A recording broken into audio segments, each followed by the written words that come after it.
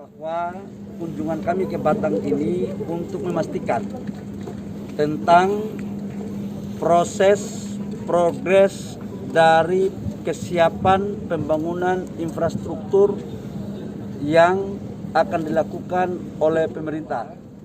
Dari apa yang direncanakan pada 2020 dengan hari ini dalam pandangan BKPM itu on progress, di mana pembangunan jalan-jalan utamanya termasuk jalan masuk kepada lokasi itu pun sudah dimulai dibangun.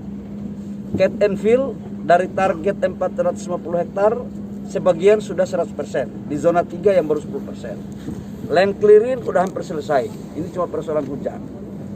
Jadi kita targetkan bulan Mei seluruh pembangunan infrastruktur yang ada pada tahap pertama 450 hektar itu clear ya, Pak Novel ya. Termasuk cat and fill terhadap pematangan lahan. Yang kedua, pasti teman-teman akan menanyakan apakah sudah ada calon investor yang masuk. Kan itu yang mau ditanyakan. Siap. Sehingga tidak dibilang kawasan industri mangkrak, kan gitu. BKPM itu tugasnya menyelesaikan hal-hal mangkrak.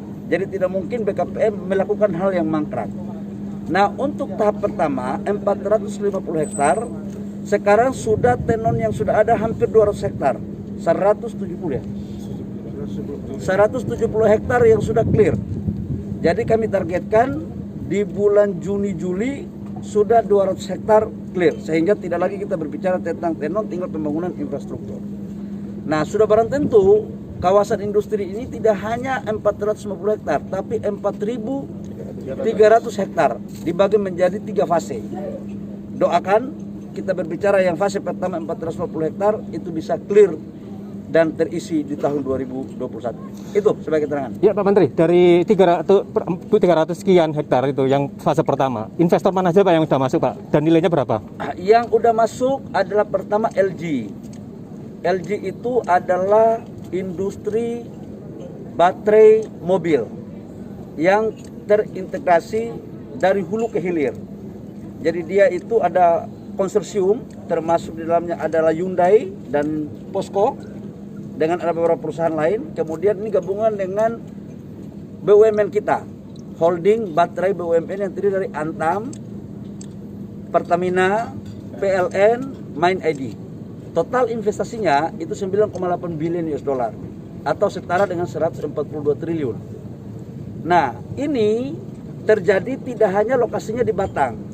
Smelternya itu dibangun di Maluku Utara, di tempat di mana tempatnya bahan baku nikel. Kemudian di Batang itu akan dibangun cathode-nya sama prekursor.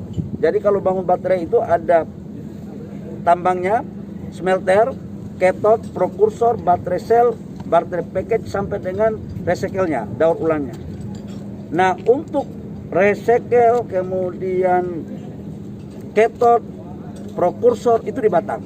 Termasuk potensi lagi adalah baterai sel. Tetapi baterai sel itu akan dilihat kadar percampuran antara air asing yang dekat pantai dengan udaranya. Ini sekarang lagi diteliti oleh tim dari LG dan BKPM.